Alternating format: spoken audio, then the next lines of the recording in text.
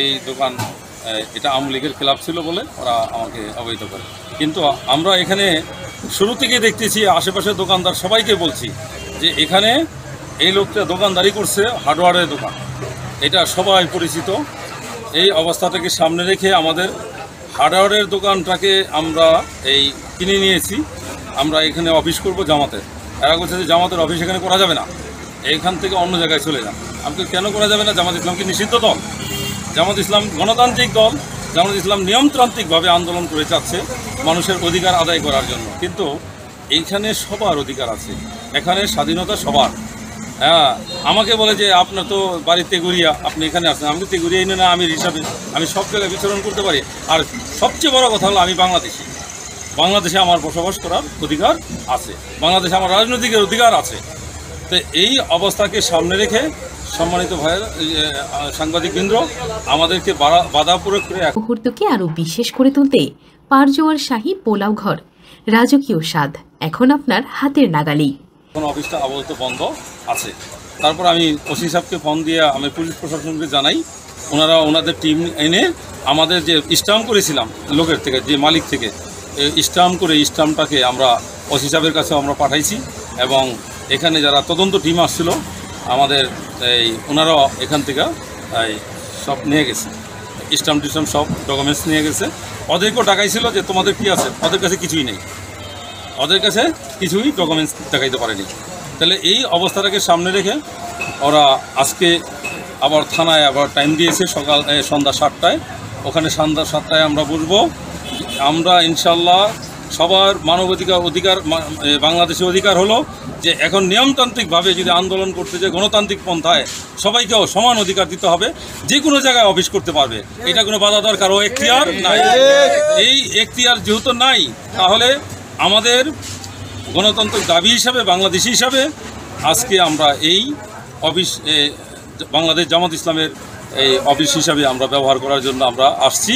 ওরা আজকে কাজগুলো বন্ধ করে দিয়েছে। এই হলো মানে এখানে করা যাবে না। মূলত এটা ওসি সাহেবকে বলেছি, ওসি সাহেব বলছে যে এখানে জামাতের অফিস করা যাবে না। কেন? এটা করতে হবে, এটা নাগরিক অধিকার। না, জমি না, এটা সরকারি জমিন, এটা কারো জমিনের মালিক নেই। যত জমিন আছে সব সরকারি জমিন। তাহলে আপনি কাগজপত্র কার থেকে নিলেন? এটা হচ্ছে আমাদের যারা নাকি এখানে যারা দোকানদার যত আছে সবাই যার যার স্থান এখানে তারা দোকানদারি, দোকানের মালিক। হ্যাঁ, না কেউ লিস্ট নেই, সবাই মানে দোকান তুলে এখানে দোকানদার করছে। এখন যারা নাকি মানে এই এটা উঠাইছে দোকানটা, এই মালিক থেকে দোকানটা আমরা কিনে নিয়েছি জাস্ট। আচ্ছা, ইনশাআল্লাহ। এর আগেও আপনাদের একটা বাধা দেওয়ার ঘটনা ঘটছে, আবার আরেকটা ঘটলো।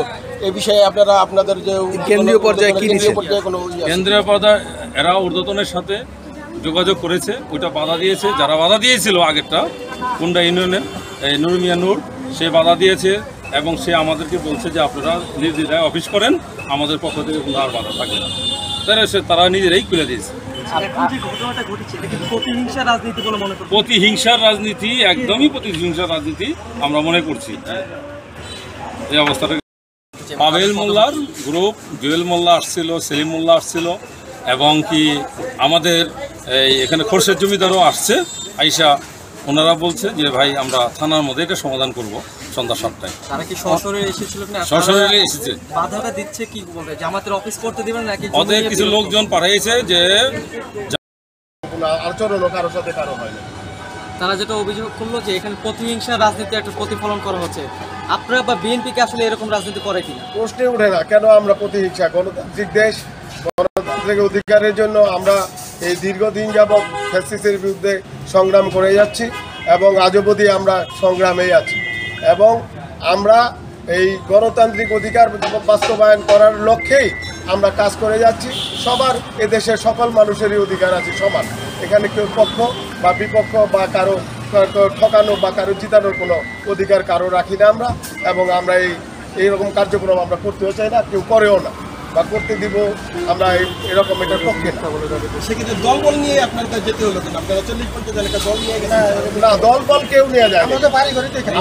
আমাদের এলাকায় এখানে মানুষজন জড়ো হয়ে যায়, স্টারে থাকলে 2-4টা কথা হইলে এখানে দলবল কেউ যায় না। দলের কেউ যায়নি, যারা স্থানীয় লোক এরাই গেছে। এমন না যে বলে বাইরে থেকে দলীয় লোকজন কেউ আসছে বা এই ইউনিয়নের বাইরে থেকে কেউ আসছে, এরকম কেউ না।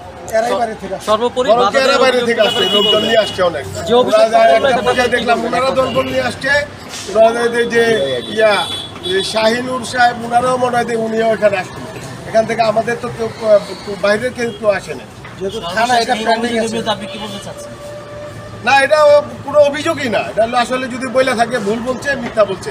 কারণ হচ্ছে বাইরে থেকে কেউ এই ইউনিয়নের বাইরে একটা লোক বা নেতা কর্মী কেউ আসে নাই।